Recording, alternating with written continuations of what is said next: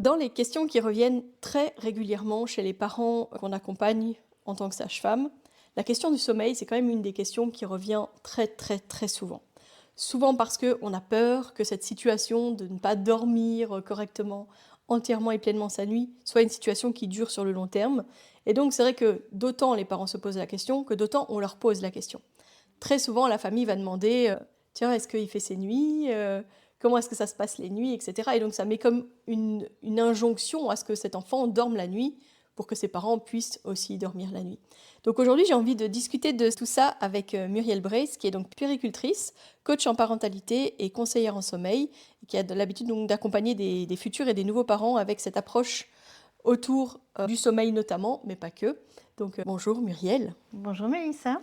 Merci d'être présente aujourd'hui dans le podcast des sages-femmes authentiques, parce que je pense que c'est des messages que les parents ont vraiment besoin d'entendre, de savoir, en fait, qu'est-ce qui fait notamment que les bébés ont des sommeils qui ne sont pas les mêmes que les nôtres. Pourquoi est-ce que c'est important de s'informer pour mieux comprendre, en fait, parce que j'imagine qu'il y a beaucoup de parents, enfin moi en tout cas j'ai beaucoup de parents qui très tôt me demandent, tiens, à partir de quand est-ce que je peux commencer les rituels de coucher, voilà, pour que le bébé apprenne à s'endormir en autonomie, etc. Comment est-ce que toi tu abordes justement ces questions de comment est-ce que je vais amener mon enfant à s'endormir tout seul? Est-ce que c'est normal de me demander ça très tôt, et cetera, et cetera? Alors, je te remercie pour cette question-là parce que c'est vrai que c'est une question qui revient beaucoup. Et moi, j'aime vraiment beaucoup la prévention. Donc, c'est pour ça que j'ai lancé des ateliers pour les futurs parents, pour leur expliquer, leur parler du sommeil de 0 à 6 mois. Donc, il faut d'abord savoir qu'avant 6 mois, on ne parle pas de difficulté de sommeil, que ça ne veut pas dire que du coup, on laisse les choses aller, mais progressivement, en fait, ça commence d'abord par une adaptation du parent. Puisqu'il faut savoir que le bébé, à la naissance, il a des fenêtres d'éveil très très courtes, donc en général, très souvent, il s'endort dans les bras des parents. Puis ils grandissent, les fenêtres sont de plus en plus grandes et les parents là sont un petit peu démunis. Et en général, souvent, ils les gardent dans les bras et ils continuent à dormir. Sauf qu'en fait, tout ce que le bébé reçoit comme information, si c'est des informations récurrentes, il va les mémoriser et ça va devenir en fait son mode de fonctionnement. Et puis c'est à ce moment-là que ça peut coincer, où les parents disent « mais moi j'en peux plus, j'aimerais bien pouvoir avoir les mains libres, j'aimerais bien pouvoir un petit peu me poser aussi ». Et s'installent tout doucement et insidieusement des difficultés. Donc en donnant de l'information en amont, ça permet de se préparer. Alors, dans ma présentation en atelier, je pose la question, à votre avis, à quel âge un bébé fait ses nuits, puisqu'effectivement, la première chose qu'on va vous demander, alors, est-ce qu'il fait ses nuits? Et donc, en fait, je n'ai pas de réponse à ça. Je n'ai pas de réponse à ça parce que le sommeil, c'est une maturation du cerveau, donc de l'architecture du sommeil qui se modifie, et une maturation émotionnelle. Alors, l'architecture du sommeil se modifie et aux alentours de 3 ans, ça va commencer à ressembler à notre sommeil à nous. Mais au niveau émotionnel, on sait très bien qu'on est aux alentours de 25 ans pour une maturation émotionnelle. Si on a bien été accompagné déjà tout petit. Donc, comment est-ce que j'aborde ça? Je vais expliquer un petit peu les besoins du bébé, parce que on ne l'ignore pas, un bébé ça pleure, mais ça ne pleure jamais, jamais, au grand jamais pour rien. Il y a toujours une raison, que ce soit un inconfort, que ce soit un besoin de rapprochement. Donc je vais d'abord expliquer ça. Ensuite, je vais expliquer comment on répond aux pleurs du bébé. Il y a plusieurs manières de répondre aux pleurs du bébé. Et puis, je vais parler un petit peu de physiologie du sommeil. Je vais expliquer en fait comment ça fonctionne, qu'on parle souvent aux alentours de 4 mois, éventuellement de régression du sommeil. Pour moi, la régression n'existe pas. Je ne l'appelle absolument pas comme ça. C'est plutôt je vais dire l'évolution. C'est-à-dire qu'à cette période-là, il y a un petit switch qui se fait. Donc le cerveau fait des tentatives d'endormissement en sommeil calme, donc comme notre endormissement à nous. Mais certains bébés, du coup, luttent parce qu'ils ont une sensation qui n'est pas spécialement agréable. Et c'est là qu'on va faire un accompagnement spécifique pour les bébés qui ont du mal. Ils n'ont pas tous du mal. Tous les bébés ne fonctionnent pas de la même manière. Mais pour ceux qui ont des difficultés, on va les accompagner pour qu'ils ressentent la sécurité. N'oublions pas que le sommeil, c'est une séparation. Et je dis toujours aux parents, pour qu'un bébé puisse bien dormir, il faut être détendu, tout comme nous. Mais pour être détendu, il faut se sentir en sécurité dans son environnement. Et sécurité, je vais dire, émotionnelle et affective. Les besoins primaires du nouveau-né, on est d'accord que en fait, la proximité, le contact peau à peau, le fait de dormir contre ses parents ou juste à côté, c'est tout à fait normal. Et que c'est au fur et à mesure qu'il faut reconnaître en fait que l'évolution du bébé fait que, a priori, petit à petit, il sait être de plus en plus éloigné de ses parents, même si en fait finalement il va dormir dans la même pièce, mais pas loin, prêt à être entendu, prêt à être rassuré, que c'est pas une mauvaise chose de s'endormir avec son bébé, on est d'accord. Tout à fait. Du moment que ce soit sécuritaire, évidemment, ça c'est ultra important. Là, c'est incontournable. Donc, on va quand même veiller à la sécurité. Il faut savoir que tous nos bébés, même nés à terme, sont immatures et qu'ils ont besoin de cette continuité. Ingrid Bayot en parle très bien, c'est la continuité sensorielle transnatale. Donc, ils ont besoin c'est une question de survie. Ils ont besoin de cette sécurité-là et de cette proximité. Et au grand jamais, ils ne prendront une mauvaise habitude, puisque c'est la crainte des parents. Il n'y a pas de mauvaise habitude pour d'avoir son bébé à proximité. C'est vrai qu'on va faire des gestes spécifiques, qu'on va mettre des choses en place spécifiquement, mais ça ne veut pas dire qu'on va le mettre au bout du couloir dans une autre chambre. Ça veut dire qu'au moment de la mise au lit, on va mettre des petites choses en place. D'accord. Il y a un autre mythe que moi j'entends encore beaucoup, c'est qu'une fois que le bébé fait 5 kilos, il doit faire ses nuits. Oui, 5 kilos, oui. En fait, ça n'a absolument rien à voir. C'est tout à fait anormal qu'un bébé se réveille la nuit jusqu'à 4 mois, 5 mois, 6 mois, 7 mois, 8 mois, etc. Évidemment, les raisons sont différentes. Au début de vie, ça va être des besoins alimentaires. Au fur et à mesure des mois, ça va être besoin alimentaire. Et puis, ça va être besoin aussi de juste avoir un petit coup de pouce, parce qu'il n'a pas encore des cycles assez longs, il n'a pas la compétence de se réendormir. Ça va dépendre de la manière dont il s'endort également. S'il s'endort et qu'il est bercé dans tous les sens, quand il va se réveiller, il n'est plus bercé. Il n'est plus bercé ou il n'est plus dans les bras des parents. Et donc, pour certains bébés, qui émotionnellement ou bien sont des enfants plus sensibles, ça va être compliqué de retrouver le sommeil puisqu'ils n'ont plus les éléments de leur premier endormissement. Le poids n'a rien à voir. Je sais qu'il y a des parents qui vont dire on va mettre, ceux qui n'allaitent plus vont mettre de la farine dans le biberon. Ça ne sert à rien. Au contraire, ça peut justement impacter le sommeil parce qu'en fait, c'est beaucoup trop riche. Donc, si c'est riche, ça va en fait. Donc, un bébé a besoin de manger le soir de manière digeste. Donc, quand on rajoute de la farine, c'est pas spécialement digeste, ça fait vraiment un gros paquet sur l'estomac. Donc, qu'est-ce qui se passe physiologiquement? La température corporelle augmente. Température corporelle augmente, ça perturbe le rythme circadien, il y a moins de sommeil profond et je me réveille plus facilement. Donc, c'est des connaissances évidemment qu'on n'a pas. C'est des choses qu'on dit un petit peu de bouche à oreille.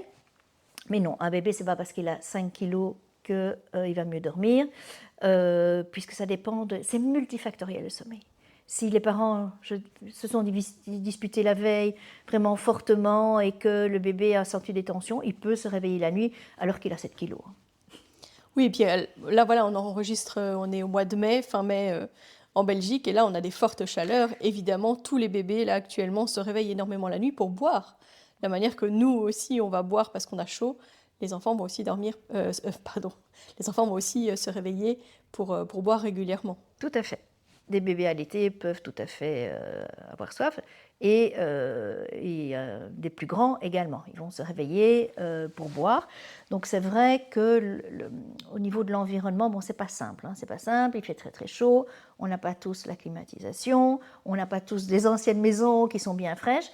Donc on fait ce qu'on peut. Il y a des petits trucs, des petites astuces. Bon, on sait que le matin on va bien aérer, on va bien ouvrir pour bien faire rentrer la fraîcheur, puis on va occulter. Ce qui est important, le soir, évidemment, ça dépend comment votre maison est située, mais le soir, un quart d'heure, souvent on aère en fait, même quelle que soit la saison, le matin. C'est très important, quelle que soit la saison, d'aérer l'espace de sommeil 15 minutes avant le sommeil, pour permettre de purifier, de rafraîchir. Ensuite, on occulte de nouveau. Quand il fait chaud, comme maintenant cette saison-ci, moi, ce que je propose, c'est d'éventuellement avoir donc une demi-heure avant la mise au lit. Je peux expliquer ça maintenant? Une demi-heure avant la mise au lit, on va mettre un ventilateur avec éventuellement un linge, un tétra qui a été humidifié, voire mis même au frigo humide. On va l'accrocher et ça va permettre de rafraîchir. Petit truc de grand-mère, enfin voilà, à l'ancienne. Ou bien un bac à glaçons en dessous du ventilo et on va faire tourner le ventilo vers le bac à glaçons. Ça permet 30 minutes avant de rafraîchir. Ce qu'on peut faire aussi, si vraiment il fait chaud, parce que moi j'ai entendu des parents, ils ont 25 degrés. Donc il faut savoir que s'il fait trop chaud, de nouveau le rythme circadien est bousculé. Le bébé, même nous d'ailleurs, se réveille et a du mal à se réendormir, il a moins de sommeil, et il a moins de sommeil profond, donc moins de récupération. Donc c'est vraiment important d'y mettre le paquet, pas pour que ce soit un frigo évidemment, mais pour essayer de rafraîchir. On peut mettre une petite bouteille d'eau congélo, bouteille d'eau en plastique, sinon elle va éclater, et on la prend et on va la faire rouler sur le matelas. Pour rafraîchir pour rafraîchir, puis on la retire évidemment, on ne la laisse pas, surtout pas dans le lit, on la retire. Évidemment, on voit comment on habille son bébé. Quand c'est un petit bébé, quand c'est un jeune enfant, moi je préfère qu'on mette un body. En coton, bio, le moins épais possible, mais ça va permettre d'absorber la transpiration.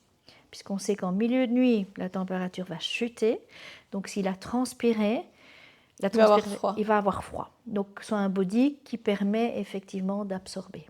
Mm-hmm. Donc voilà, et jamais de ventilo vers le bébé. Nous, ça ne nous pose pas trop de problèmes, mais pour un bébé, il faut vraiment faire attention. Mm-hmm. Tout à fait, tout à fait.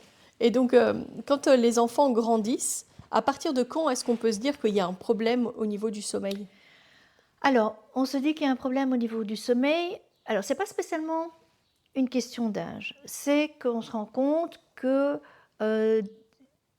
quand on dépose son bébé dans son lit, éveillé ou endormi, c'est compliqué. C'est-à-dire que le bébé pleure, que c'est vraiment un déchirement, etc. Et on va se poser des questions.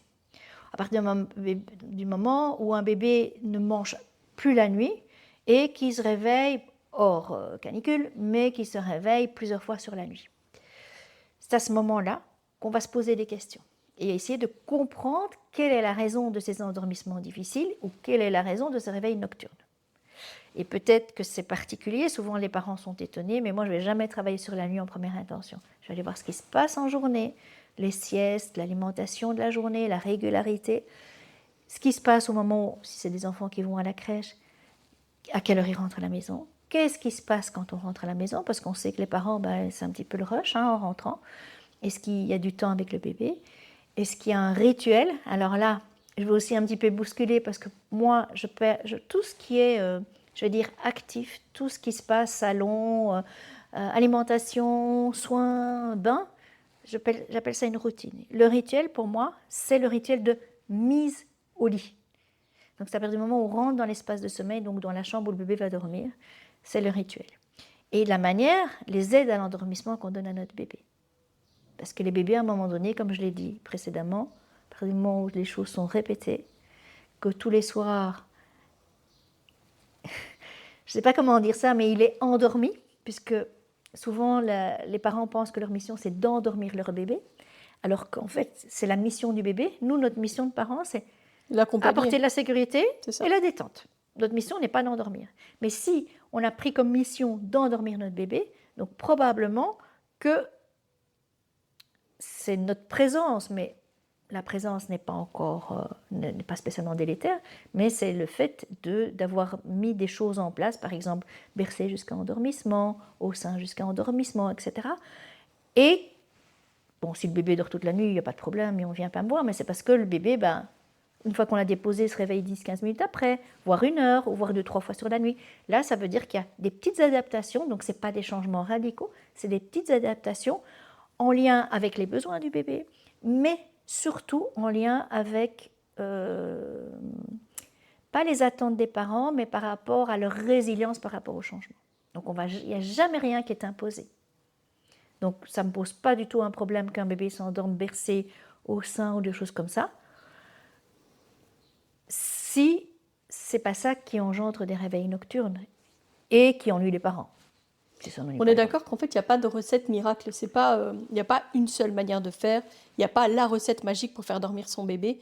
Et d'un enfant à l'autre, même dans une fratrie, ça peut totalement changer. Moi, j'ai des enfants qui avaient besoin d'un doudou, notamment. Moi, ils n'ont jamais eu de tétine, mais il y en a eu 2 vraiment qui ont eu besoin de doudou. Les autres, pas forcément. Il y en a qui s'endormaient au sein et qu'après, je savais déposer et qui dormaient toute leur nuit. Et d'autres pas.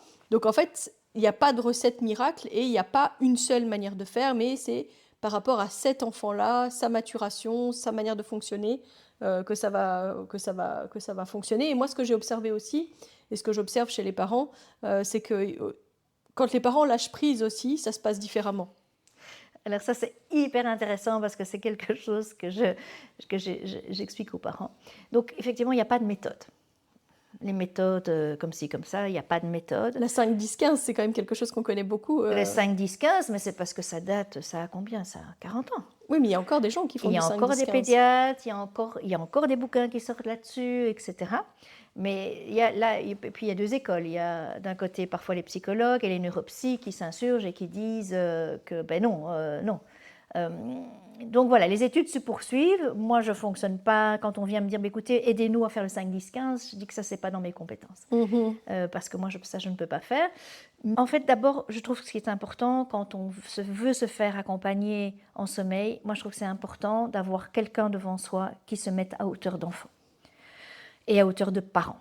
C'est-à-dire que quand on parle d'émotions, on explique aux parents qu'ils doivent se mettre à hauteur d'enfant, mais moi, je me mets à hauteur de parents aussi. Je trouve que c'est ultra important de ne pas vouloir se dire « Ah, mais il faut que cet enfant dorme, donc je vais le mener là-bas ». Non, parce qu'il faut voir comment le parent, où il en est, qu'est-ce qu'il est prêt à faire et qu'est-ce qui est OK avec lui. Donc ça, c'est ultra important. Alors, pour cette idée, la posture parentale, oui.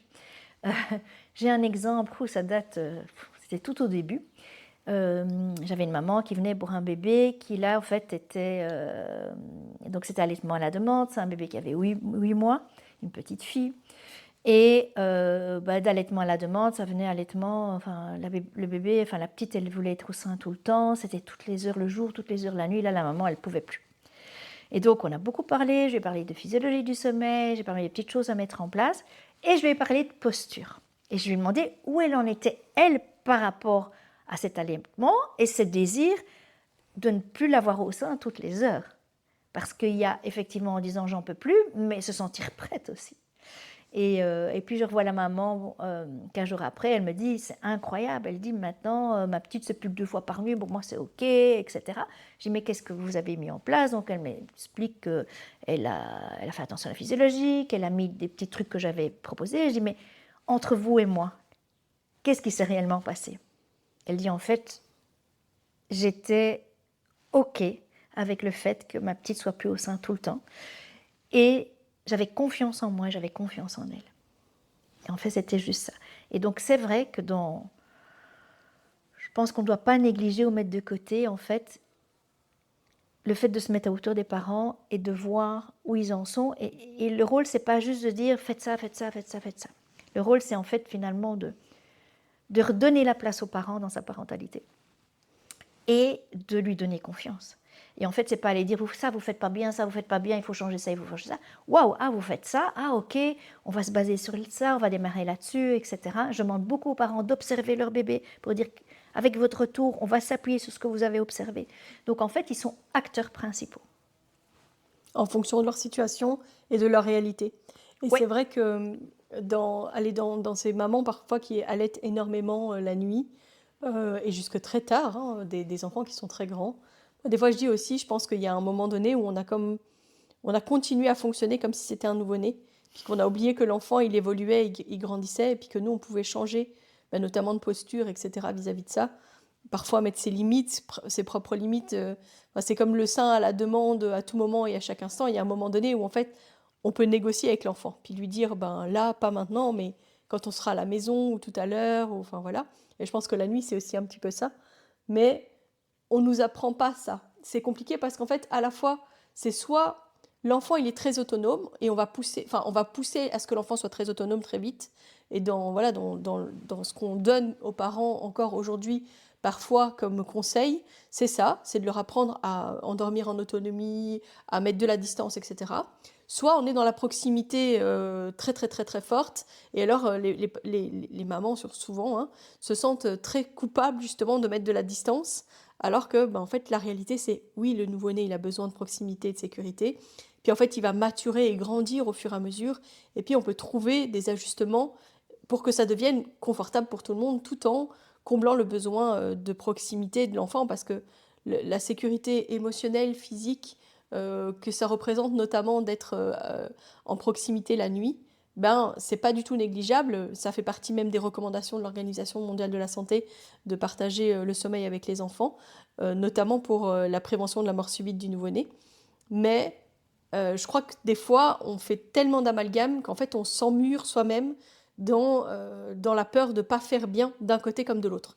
Parce que du coup, on a déjà tous entendu parler de ce bébé qui, quasi à la naissance, faisait ses nuits, et à l'inverse de cet enfant qui, à 3, 4 ans, ou même 5 ans, ne dort toujours pas, et des parents qui sont épuisés d'avoir cet enfant qui ne dort pas, et on lui dit, bah, c'est parce que tu l'as allaité longtemps, c'est parce que tu as dormi avec lui, c'est parce que... Enfin voilà. Donc en fait, que ce soit d'un côté ou comme de l'autre, on entend les extrêmes, puis alors ça, forcément la maman qui a un enfant qui dort pas, qui a 5 ans et puis qui avait sa copine qui lui a dit: ah mais moi quand je suis rentrée de la maternité elle faisait ses nuits, c'est difficile, c'est vraiment difficile. C'est difficile, les nuits sont difficiles aussi, donc les parents partent au plus rapide, au plus facile pour eux, et c'est OK. Moi, je leur dis, c'est OK. Par contre, effectivement, un de mes points importants aussi, que je transmets aussi, c'est l'idée de aider notre enfant à grandir.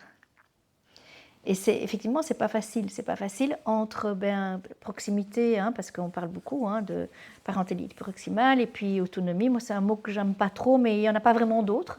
Mais c'est quelque chose qui se fait au fil du temps et en observant notre bébé et en l'aidant à grandir. Et ça, c'est très subtil. C'est très subtil parce que c'est parce qu'on peut avoir un questionnement et un échange avec le parent qu'on peut. Moi, j'essaie toujours de voir avec eux en fait comment ça fonctionne, comment ils répondent aux pleurs, comment ils jouent avec leur enfant. S'ils jouent tout le temps avec leur enfant et c'est que quand leur enfant dort qu'ils s'occupent d'eux, eh bien là, je vais pouvoir un petit peu les aider, pour aider ces petits loulous à grandir. C'est-à-dire qu'on ne va pas laisser dire « ah ben t'es en âge d'aller dans ta chambre et de jouer tout seul », mais de le mettre dans son jeu, de s'éloigner un petit peu en lui expliquant « ah ben je suis dans la cuisine, tu me vois, je suis là, tu as besoin de moi, tu viens », etc. Donc c'est cette idée-là. Les parents n'ont pas ces informations-là. Il y a beaucoup, on les culpabilise énormément, alors que je pense qu'il y a autant d'enfants qu'il y a de parentalité. Et même si on est parent de plusieurs enfants, on ne fonctionne pas de la même... Oui, peut-être des règles, que ce qu'on appelait moi à mon époque, des règles de politesse, voilà, de savoir-vivre, mais sinon, chaque enfant fonctionne différemment. Et donc, j'apprends aussi dans ma posture à moi à se mettre vraiment à observer et à se mettre à hauteur d'enfants, de leurs propres enfants, pour pouvoir créer leur parentalité spécifique avec cet enfant-là. En plus, chaque enfant a son tempérament, donc ils ne vont pas fonctionner de la même manière. Et donc, c'est pour éviter de rentrer finalement en conflit avec sa parentalité. Et au final, moi, je vois toujours, c'est vrai, quand on a un enfant, on vit au jour le jour. Mais moi, je suis toujours dans la... Je leur dis, mais vous savez, ce que vous mettez en place maintenant, c'est pour dans 1 an, dans 2 ans, dans 3 ans, dans 10 ans, dans 15 ans, dans 20 ans. C'est aujourd'hui que ça commence. C'est aujourd'hui que vous êtes en train de créer les fondations. Et donc, ça permet vraiment aux parents de pouvoir mieux comprendre le fonctionnement de leur enfant, s'adapter, parce que la parentalité, pour moi, c'est s'adapter à chaque âge, à chaque étape, à chaque événement. On n'arrête pas de s'adapter, même quand on est enfant de 30 ans, on continue à s'adapter. Donc, voilà. Et aussi de prendre toutes ces injonctions, parce qu'ils en ont énormément, toutes ces injonctions, de les prendre comme une info.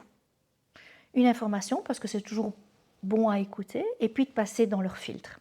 Ça, c'est quelque chose dont je parle dans mon livre, mais passer dans leur filtre et voir si en fait c'est fait pour eux, c'est fait pour leur bébé, et ils sont prêts et OK avec ça. C'est vrai, moi je leur dis souvent de revenir au cœur. Ouais. Je dis voilà, quand on vous dit quelque chose, revenez au cœur, qu'est-ce que vous ressentez, qu'est-ce que ça vous dit, et de voir si ça résonne ou si ça résonne pas. Et des fois ça résonne en mode no way, et parfois ça résonne en mode ah ouais, ça me parlerait bien. Et c'est vrai que bah voilà, nous on a 5 enfants, et je vois, en fait je pense que j'ai pris conscience de ça pour ma 3e, une fois où elle pleurait, et puis je disais mais donne-la moi, je vais la mettre au sein et elle va s'apaiser et elle va dormir. Et mon mari m'a dit mais non en fait, parce que moi je veux trouver comment est-ce que moi je peux l'aider si t'es pas disponible. Et en fait à ce moment-là on a eu une conversation et j'ai compris que il a cherché à avoir des clés pour chacun de nos enfants, et ça a été à chaque fois différent. soit parce qu'il s'est rendu compte quand même que de faire les 100 pas, c'était très fatigant, il a dit: «Ça, plus jamais». Soit, tout simplement parce qu'il s'est dit: «Bah, en fait, ça marche pas avec celle-ci». Je pense notamment, il y en avait qui avaient tout simplement besoin, qu'ils s'allongent à côté puis qu'ils les tiennent, hein, qu'elles se sentent contenues et puis ils s'endormaient, très bien comme ça. Puis après, tout doucement, ils savaient les quitter et d'autres qui ne supportaient pas du tout d'être maintenus, contenus, d'être serrés et ils disaient: «Bah, avec elle, je peux pas». Donc c'est vrai que chaque enfant a ses propres clés et c'est ce qui est, c'est ce qui est à la fois très riche et puis à la fois très perturbant, c'est de se dire: à nouveau, il y a pas de recette secrète et puis en fait, pour chaque enfant, c'est différent, mais que quand on les observe et puis on a une chance quand même, c'est qu'en général, on les connaît bien, ben, on peut trouver en fait qu'est-ce qui peut les aider et comment est-ce qu'on peut les accompagner, bah, voilà, dans ces moments qui sont un peu inconfortables, en fait. Il y a des adultes de nos jours qui ont du mal encore à s'endormir ou qui se réveillent la nuit et qui ont du mal à se rendormir. Moi, j'entends parler des gens qui laissent la télé allumée parce qu'ils ont besoin de ce bruit, j'entends enfin voilà, donc si c'est vrai pour les adultes, pourquoi est-ce que, ça serait pas vrai pour les enfants? Tout à fait. J'aime bien il y a 2 choses dont je voudrais parler. C'est effectivement, le sommeil lié aussi à la santé, ça c'est très important parce qu'un enfant qui a du reflux, hein, on en parle beaucoup, du reflux ou des tensions, ben, il n'aura pas le même sommeil qu'un autre, donc ça c'est ultra important. J'aime beaucoup l'idée, quand on est dans une configuration avec 2 parents, de permettre à l'autre parent aussi, bon quand on est maman allaitante, comme tu dis, ben, facilement on mettra au sein, mais de laisser la chance à l'autre parent parce qu'en fait, il a une autre vision. Il est, comment vais-je dire, il n'a pas la même implication émotionnelle qu'une maman. Et donc, je trouve toujours que le coparent a un petit côté magique comme ça, que nous n'avons pas spécialement. Et donc, je trouve très intéressant de pouvoir dire, bah, écoute, tiens, est-ce que toi, tu peux le faire? Ça, c'est important, parce que les mamans, elles prennent parfois beaucoup sur elles, beaucoup de charges en disant, non, il n'y a que moi. Ouais. Passez la main et voyez ce que ça donne. Observez. Soyez curieux, en fait, de ce qui pourrait arriver, se passer. Donc ça, c'est une chose. Et puis, je ne sais plus ce que j'allais dire après. C'est pas grave, ça reviendra peut-être. C'est vrai que, justement, en parlant de coparents et puis de justement la place qu'on laisse aux coparents, tu as écrit un livre qui s'appelle justement «Co-créer votre bulle parentale». Est-ce que tu pourrais justement parler un petit peu de ce bouquin qui est vraiment «Comment se préparer en couple aux 90 premiers jours avec votre bébé»? Oui.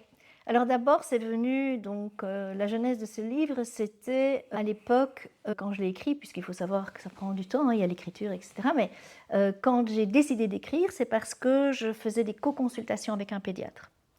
Et donc, lui faisait donc des nouveau-nés. Donc, lui faisait la partie médicale, et puis moi, je prenais les parents et je faisais la partie émotionnelle et relationnelle.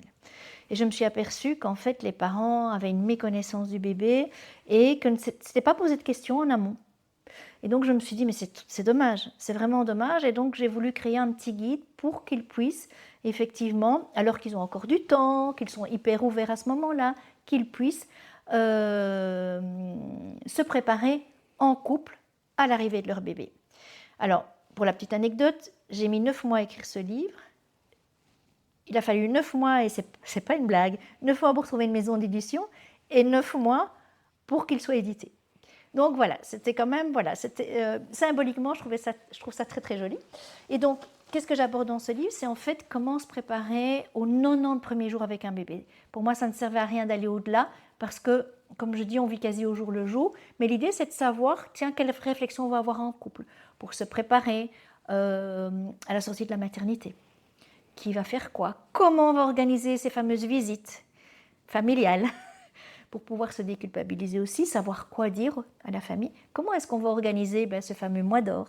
Comment on va organiser ce postpartum? Et donc c'est plutôt au niveau, je vais dire, la relation de couple et au niveau pratico-pratique. Et puis aussi, comment fonctionne un bébé les 3 premiers mois? Au niveau alimentation, qu'est-ce qu'on doit prévoir? Parce qu'en fait, vous allez dans un magasin de puériculture, on vous dit, ah, mais sur votre liste, mettez ça. Donc il y a la moitié, enfin plus de la moitié qui sont tout à fait inutiles.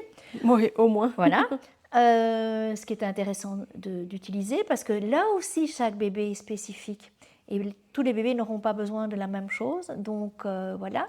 Je parle évidemment du sommeil, ça c'est voilà, un incontournable. Je parle aussi un petit peu des, allez, on va dire ça, des petits conflits qu'il pourrait y avoir dans les couples ou de l'incompréhension.